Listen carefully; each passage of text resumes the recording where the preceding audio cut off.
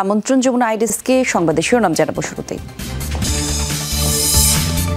পার্লামেন্টে জুমার নামাজের বিরতি বাতিল নিয়ে উত্তেজনা আসামে, তীব্র প্রতিক্রিয়া, বিরোধীদের স্বাগত জানিয়েছে বিজেপি জোট। ইউক্রেনে ব্যবহৃত মার্কিন F-16 যুদ্ধবিমান বিধ্বস্তের কারণ নিয়ে ধোঁয়াশা, প্রশ্নের মুখে ইউক্রেনের সক্ষমতা, বিমান বাহিনী প্রধান বরখাস্ত। জাপানে গেল 6 মাসে নিঃসঙ্গ অবস্থায় 40,000 মানুষের মৃত্যু, পরিবার প্রথায় অনাগ্রহ এবং অতিরিক্ত কর্মআসক্তিকে দায়ী করছেন বিশ্লেষকরা।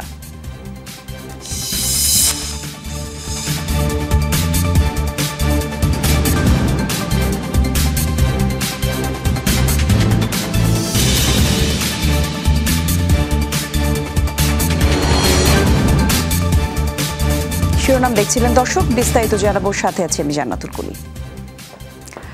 ভারতের আসামের পার্লামেন্টে জুমার নামাজের বিরতি বাতিলের সিদ্ধান্তের জেরে তৈরি হয়েছে ব্যাপক উত্তেজনা। বিজেপি সহ ক্ষমতাসীন জোট সাধুবাদ জানালেও 86 বছরের প্রথা বাতিলে তীব্র প্রতিক্রিয়া জানিয়েছেন বিরোধীরা। এদিকে দাবি, ধর্মীয় সহিষ্ণুতার পরিবেশ নষ্ট করবে এমন সিদ্ধান্ত। প্রধানমন্ত্রী নরেন্দ্র মোদী এবং তার অনুসারীদের বিরুদ্ধে ইসলাম বিদ্বেষের অভিযোগ মুসলিম নেতাদের। আসামের পার্লামেন্টে শুক্রবার জুমার নামাজের জন্য 2 ঘন্টার বিরতির রীতি চলছে ভারতের স্বাধীনতারও আগে থেকে। তবে বিধানসভার রুলস কমিটির বৈঠকের নতুন সিদ্ধান্ত অনুযায়ী এখন থেকে থাকবে না এই বিরতি। অন্যান্য দিনের মতোই ধারাবাহিকভাবে চলবে কার্যক্রম।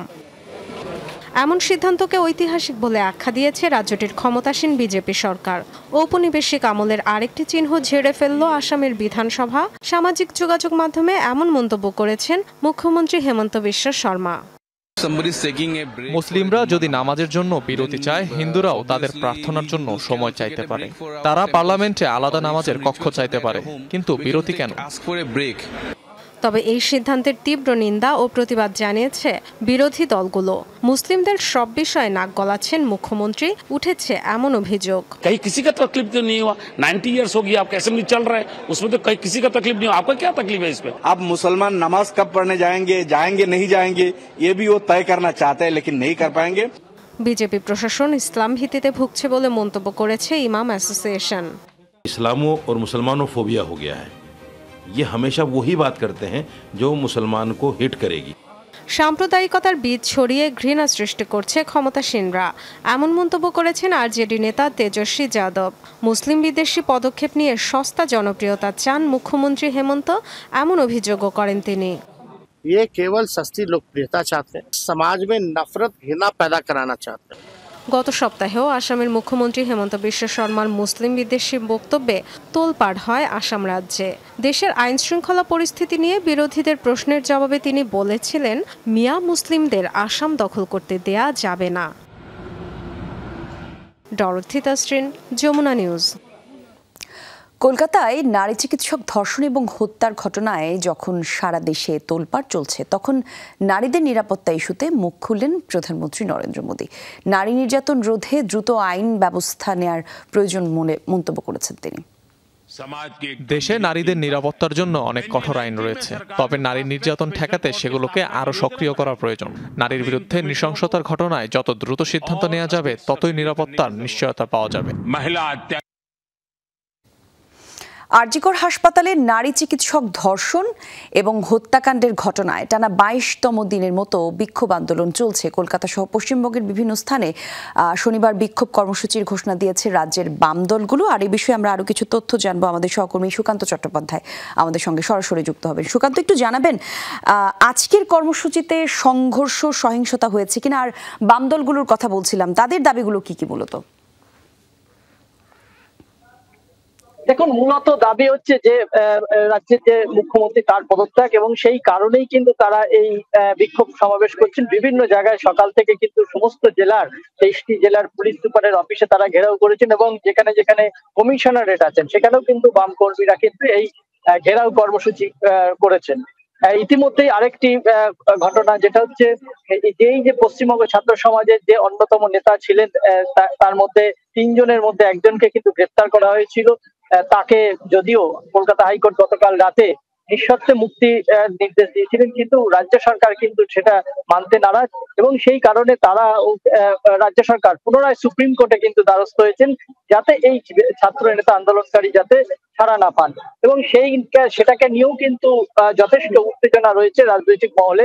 ইতিমধ্যে 4 তারিখ রাতে রাত জাগো কর্মসূচি আবার কিন্তু ডাক দিয়েছেন আরজি করের ডাক্তারি পড়ুয়ারা এবং সেটাকে ঘিরে কিন্তু এখন দেখার যে গোটা দেশ সেই কর্মসূচিতে কিরকম ভাবে অংশগ্রহণ করেন এবং আগামী দিনে এই যে আন্দোলন কর্মসূচি আরো যে দীর্ঘতর হতে চলেছে সেটা কিন্তু এই সরকারের যে পদক্ষেপ সেটা কিন্তু তারা সুদৃঢ় করছে। ধন্যবাদ আপনাকে সুকান্ত আমাদের সঙ্গে যুক্ত হবার জন্য।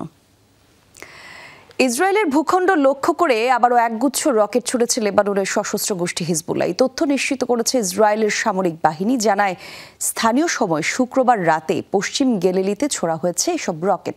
আইডিএফের দাবি এরই মধ্যে আকাশ প্রতিরক্ষা ব্যবস্থা ব্যবহার করে ধ্বংস করা হয়েছে কিছু রকেট, বাকিগুলো আঘাত হানলেও হয়নি কোনো হতাহতের ঘটনা। এদিকে লেবাননে হিজবুল্লাহর রকেট লঞ্চার লক্ষ্য করে পাল্টা হামলার দাবি করেছে তেল আবিব। সীমান্তবর্তী দক্ষিণ লেবাননে চালানো হয় এসব হামলা।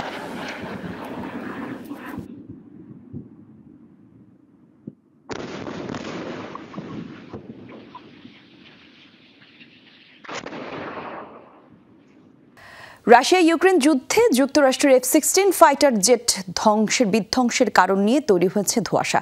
মার্কিন প্রশাসনের দাবি মস্কোর হামলায় বিধ্বস্ত হয়নি বিমানটি। এদিকে পশ্চিমা গণমাধ্যম বলছে ভুলবশত ইউক্রেনের হামলায় পাইলট সহ বিধ্বস্ত হয়েছে যুদ্ধ বিমানটি। এ ঘটনার জেরে বরখাস্ত করা হয়েছে দেশটির বিমান বাহিনীর প্রধানকে। প্রশ্ন উঠেছে অত্যাধুনিক মার্কিন ফাইটার জেট ব্যবহারে ইউক্রেনের সক্ষমতা নিয়ে। পশ্চিমাদের প্রতি প্রেসিডেন্ট ভলোদিমির জেলেনস্কির দীর্ঘদিনের দাবি অনুরোধের পর চলতি মাসে ইউক্রেনের হাতে আসে বহুল আলোচিত মার্কিন ফাইটার জেট F-16 পেলেই যুদ্ধের মোড় ঘুরিয়ে দিতে পারবে কিয়েভের বিমান বাহিনী, এমন দাবি ছিল জেলেনস্কির। ইউক্রেনীয় পাইলটদের দীর্ঘ প্রশিক্ষণ শেষে সম্প্রতি ফ্রন্টলাইনে ব্যবহার শুরু হয় এসব যুদ্ধ বিমানের। তবে শুরুতেই বড় ধাক্কা খেল ইউক্রেন। যুদ্ধের ময়দানে মার্কিন ফাইটার জেট বিধ্বস্ত হওয়ায় উল্টো চাপে পড়ে গেছে তারা।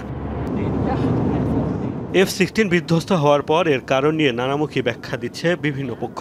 সঠিক কারণ কোনটি তা নিয়ে চলছে জল্পনা। বিভিন্ন মার্কিন গণমাধ্যম বলছে ইউক্রেনের ফ্রেন্ডলি ফায়ারের কারণে বিধ্বস্ত হয়েছে বিমানটি। যান্ত্রিক ত্রুটি আর পাইলটের ভুলও সম্ভাব্য কারণ হিসেবে রয়েছে আলোচনায়। বিমান বিধ্বস্তের সম্ভাব্য কারণ হিসেবে 3টি বিষয় নিয়ে আলোচনা হচ্ছে: পাইলটের ভুল, যান্ত্রিক ত্রুটি কিংবা প্রতিপক্ষের হামলা। তবে আরও অনেক কারণেই এটি বিধ্বস্ত হতে পারে, যা জানা যাবে তদন্তের পরই। বিমানটি কোন অবস্থায় আমাদের দেয়া হয়েছিল সেটিও তদন্ত করতে হবে।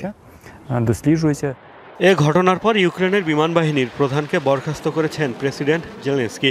কারণ স্পষ্ট না করলেও ধারণা করা হচ্ছে F-16 বিধ্বস্তের জেরেই সরিয়ে দেওয়া হয়েছে তাকে। বিমান বাহিনীর প্রধানকে পরিবর্তনের সিদ্ধান্ত নিয়েছি। আমাদের সামরিক পাইলট, ইঞ্জিনিয়ার এবং আকাশ প্রতিরক্ষা ব্যবস্থায় কর্মরত সবার প্রতি অত্যন্ত কৃতজ্ঞ। জনগণও যারা সত্যিকার অর্থেই দেশের হয়ে লড়াই করছে তাদের জন্য শীর্ষ কমান্ডে এই পরিবর্তন প্রয়োজন। আমাদের অবশ্যই আরো শক্তিশালী হতে হবে। রাশিয়ার বিরুদ্ধে প্রতিরোধ গড়ে তুলতে ইউক্রেনকে F-16 ফাইটার জেট দেওয়ার প্রতিশ্রুতি দিয়েছে ডেনমার্ক, নেদারল্যান্ডস সহ কয়েকটি দেশ। মোস্তফা মাহমুদ, যমুনা নিউজ। রাশিয়ার প্রেসিডেন্ট ভ্লাদিমির পুতিনের আসন্ন মঙ্গোলিয়ান সফর ঘিরে তৈরি হয়েছে টানটান উত্তেজনা। পুতিনকে গ্রেফতার করতে মঙ্গোলিয়ার প্রতি আহ্বান জানিয়েছে ইউক্রেন। রুশ নেতাকে আন্তর্জাতিক অপরাধ আদালত ICCর কাছে হস্তান্তরের দাবিও জানিয়েছে দেশটি। আগামী মঙ্গলবার মঙ্গোলিয়া সফরের কথা পুতিনের। গ্রেফতারি পরোয়ানা জারির পর প্রথমবারের মতো ICCর সদস্য কোনো দেশে যাচ্ছেন পুতিন। ক্রেমলিন অবশ্য বলছে এ বিষয়ে চিন্তিত নন তারা। দুদেশের মধ্যে গভীর সম্পর্ক রয়েছে বলে দাবি মুখপাত্র দিমিত্রি পেসকোভের। ICCর কর্মকর্তারা জানিয়েছেন সদস্য দেশ হিসেবে আদালতের বিধান মানতে দায়বদ্ধতা থাকলেও অভিযুক্তকে গ্রেফতারে বাধ্য নন তারা। রোম চুক্তি অনুযায়ী কিছু শর্তে ছাড় পাওয়ার সুযোগ রয়েছে। এই পর্যায়ে আমরা একটা বিরতিতে যাচ্ছি, সঙ্গেই থাকবেন।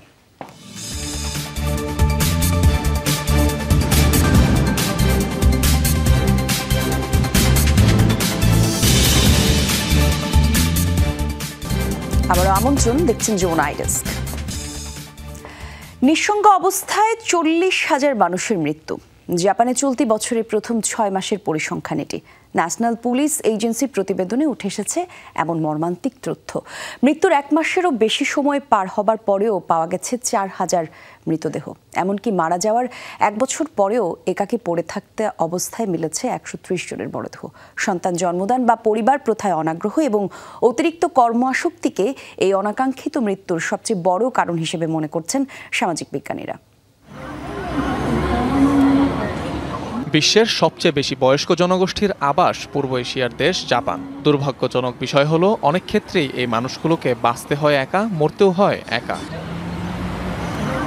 দেশটির ন্যাশনাল পুলিশ এজেন্সির এক প্রতিবেদনে উঠে এসেছে মর্মান্তিক কিছু পরিসংখ্যান। চলতি বছর জানুয়ারি থেকে জুন মাসের মধ্যে জাপানে নিঃসঙ্গ অবস্থায় মারা গেছেন 40,000 মানুষ। এদের মধ্যে 4000 মরদেহ পাওয়া গেছে মৃত্যুর 1 মাসেরও বেশি সময় পর। 1 বছর পার হওয়ার পর মৃতদেহের হদিস মিলেছে এমন ঘটনাও রয়েছে 130টির মতো। প্রতিবেদনে বলছে পুরোপুরি একাকী জীবনযাপন করতেন এমন 37,000-এর বেশি মানুষের মরদেহ পাওয়া গেছে চলতি বছরের প্রথম 6 মাসে, যাদের 70% বয়স ছিল 65 এর বেশি। 85 বছরের বেশি বয়স্ক প্রায় 7,500 মানুষের মরদেহ পাওয়া গেছে। বেশিরভাগ ক্ষেত্রেই বাসাবাড়িতে পড়ে থাকা অবস্থায় পাওয়া গেছে মরদেহগুলো। ক্রমহ্রাসমান জন্মহারের কারণে সূর্যোদয়ের দেশ জাপানে বেড়েই চলেছে বয়স্ক জনগোষ্ঠীর সংখ্যা। সরকারের নানা রকম প্রণোদনার পরও সন্তান জন্মদানে আগ্রহী হচ্ছে না নাগরিকরা। 2050 সাল নাগাদ দেশটিতে 65 ঊর্ধ্ব মানুষের সংখ্যা বেড়ে দাঁড়াবে 1 কোটির ওপর। পরিবার প্রথায় অনাগ্রহের পেছনে জাপানিদের অতিরিক্ত কর্মআসক্তিকে দায়ী করছেন অনেক বিশেষজ্ঞ। অনিক রহমান, যমুনা নিউজ। পাকিস্তানের সবচেয়ে বড় প্রদেশ বেলুচিস্তানে বিশেষ অভিযান চালিয়েছে দেশটির সামরিক বাহিনী। বিশেষ এই অভিযানে 5 বিচ্ছিন্নতাবাদীকে হত্যার দাবি করেছে ইসলামাবাদ। শুক্রবার এক বিবৃতিতে বিষয়টি নিশ্চিত করা হয়।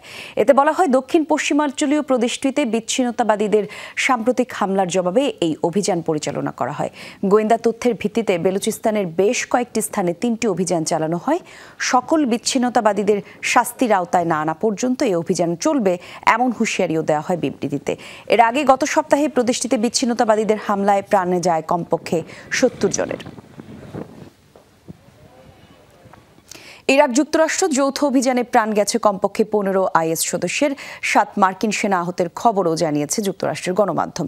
মার্কিন সেন্ট্রাল কমান্ড সেন্টকম জানিয়েছে, যৌথ সামরিক অভিযান পরিচালনা করা হয়েছে ইরাকের পশ্চিমাঞ্চলীয় মরুভূমি এলাকায়। টার্গেট করা হয়েছে আইএসের শীর্ষ কয়েকজন কমান্ডকে। আর ধ্বংস হয়েছে জঙ্গি সংগঠনের গোপন আস্তানা এবং অস্ত্রাগার। মার্কিন ও ইরাকি সেনাদের যৌথ বিবৃতিতে বলা হয়, অভিযানে উদ্ধার করা হয়েছে যোগাযোগ ডিভাইস, গ্রেনেড, বিস্ফোরক সহ বিপুল পরিমাণ অস্ত্র, গোলাবারুদ। বেসামরিক ক্ষয়ক্ষতির তথ্য পাওয়া যায়নি এখনও। ইরাক এবং মার্কিন সেনা ও স্থাপনায় হামলার পরিকল্পনায় নস্যাৎ করতেই এমন অভিযান বলে জানিয়েছে সেন্টকম। এই মুহূর্তে প্রায় 2500 মার্কিন সেনা রয়েছে ইরাকে।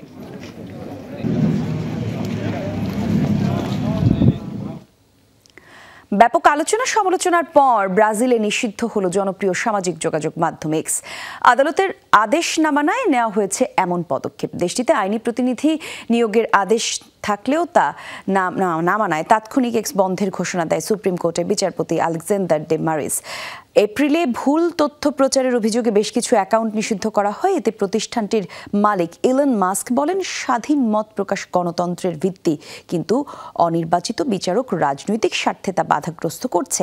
এরপর থেকেই শুরু হয় দুই পক্ষের বিবাদ। বিচারপতি জানান, আইনি প্রতিনিধি নিয়োগ এবং জরিমানা না দেয়া পর্যন্ত দেশটিতে বন্ধ থাকবে সামাজিক যোগাযোগ মাধ্যম এক্স। দর্শক, যমুনা আইডেস্কে আরো একটা বিরতি নিচ্ছি, সাথেই থাকবেন।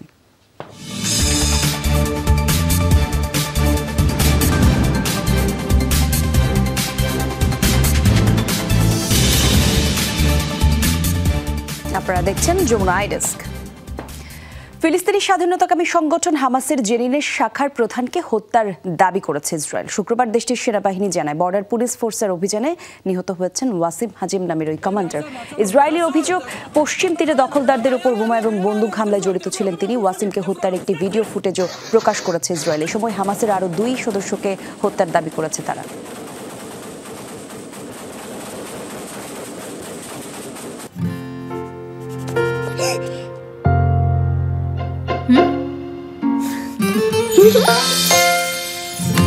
বাচ্চারা তো দেয়ালে আঁকবে, আর দাগ নিয়ে নো টেনশন, কারণ আমি আমার দেয়ালে ব্যবহার করেছি Rainbow Acroplast plastic emulsion. Rainbow অ্যাক্রোপ্লাস্টে অ্যাক্রিলিক ইমালশন থাকায় মুছে ফেলা যায় যে কোনো দাগ সহজেই। আর স্পেশাল অ্যাডিটিভস দেয়ালকে ফাঙ্গাল মুক্ত রাখে বছরের পর বছর। দেয়ালে দাগ নিয়ে নো টেনশন থাকলে Rainbow Acroplast emulsion. Rainbow Paints, the colour of joy. গাজায় ইসরায়েলি গণহত্যার প্রতিবাদে বিক্ষোভে ফুঁসছে ইয়েমেন এবং জর্ডান। শুক্রবার নির্যাতিত ফিলিস্তিনিদের সমর্থনে রাজধানী সানার রাজপথে নামেন হাজারো ইয়েমেনি। এ সময় ইসরায়েল এবং যুক্তরাষ্ট্রের বিরোধী স্লোগানে মুখরিত হয় পুরো এলাকা। আগ্রাসন বন্ধের দাবিতে ক্ষোভ প্রকাশ করেছে জর্ডানের সাধারণ মানুষ। শুক্রবার দেশটির রাজধানীর আম্মানে হয়েছে ইসরায়েলি বিরোধী বিক্ষোভ। বিভিন্ন প্ল্যাকার্ড এবং স্লোগানের মাধ্যমে তুলে ধরা হয় তাদের দাবি। দর্শক, এই ছিল যমুনা আই ডেস্কে। সাথে থাকার জন্য ধন্যবাদ।